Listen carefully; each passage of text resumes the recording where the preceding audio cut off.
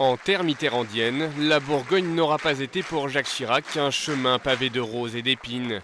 Si en 4 présidentielles, il n'est arrivé qu'une seule fois en tête au premier tour dans la région, en 2002, cela ne l'a pas empêché de battre cette campagne à la recherche de symboles électoraux.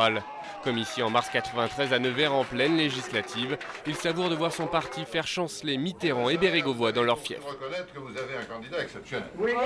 Ce qui serait symbolique, c'est que des hommes qui ont conduit la France à la situation que nous connaissons et qui ont donc failli à leur mission soient sanctionnés directement pour ce qui concerne le Premier ministre et je dirais indirectement pour ce qui concerne la circonscription de Château-Chinon. Mais il a longtemps pu compter sur de solides appuis dans la région. En premier lieu à Dijon avec le maire Robert Poujade, à Monceau avec son ministre André Jarreau, puis dans l'Yonne avec un autre de ses ministres, Jean-Pierre Soisson. 2 mois avant son accession à l'Élysée, Jacques Chirac fait donc un passage en Bourgogne à la conquête de voix.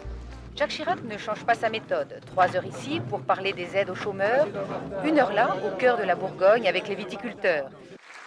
Dans son duel face à Lionel Jospin, la région le placera devant avec 51% des voix. Durant ses 2 mandats et ses 12 ans de présidence, Jacques Chirac viendra seulement 3 fois en déplacement officiel dans la région. La première en juin 1996 pour un sommet franco-allemand avec Helmut Kohl à Dijon. Large sourire du président Chirac pour recevoir son ami Helmut Kohl, qui l'entraîne dans son exercice favori, le bain de foule. En 2002, peu de temps avant sa réélection, il présidera les États généraux de l'insertion à Auxerre. Puis en 2003, à nouveau dans l'Yonne, un voyage autour de la croissance, en allant à la rencontre de ces acteurs locaux. Comment vous dites ? Une écurie de Formule 3. Oui, champion du monde. Oui, champion du monde. De rétablir le contact avec les Français, mettre de l'ordre dans l'intendance hexagonale, après les séismes de l'été et face au déficit public ou au financement de la sécurité sociale, Jacques Chirac choisit de sortir de la coulisse. Un Jacques Chirac à chaque fois fidèle à son image, proche des gens, jamais avare d'une poignée de main.